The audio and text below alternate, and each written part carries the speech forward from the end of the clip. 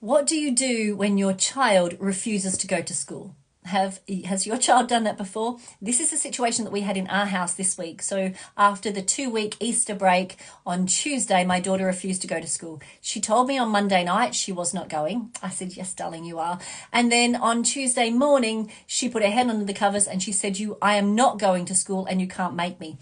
And actually, I couldn't make her. Not like when she was little, where when they don't want to get in the car, you just pick them up and you put them in the car anyway.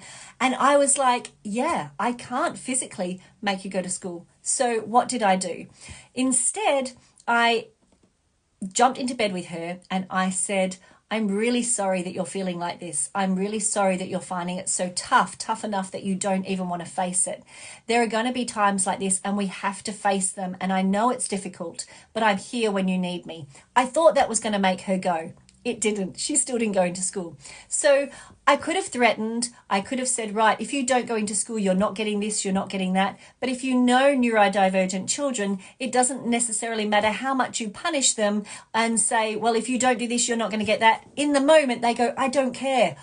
Take it all away. I'm not going. And then you're left to follow through, which personally I always find quite difficult. So instead, what I did was I said, okay, if you don't go to school, that's a choice you're making. And with choices come consequences.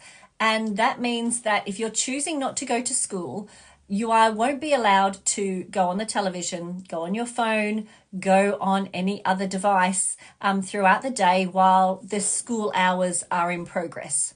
The things that you can do is you can go through your schoolwork, you can get out all of the books, you can find a book and you can sit and read that all day if you like. You can go onto the laptop and do schoolwork on the laptop, but supervised by me, so I knew what she was doing.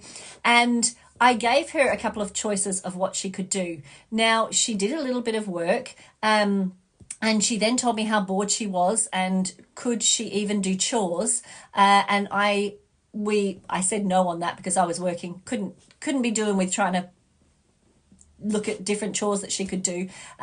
So what I did was I made the day really boring, actually. And I don't know whether this was the correct thing to do, but this is what worked for us.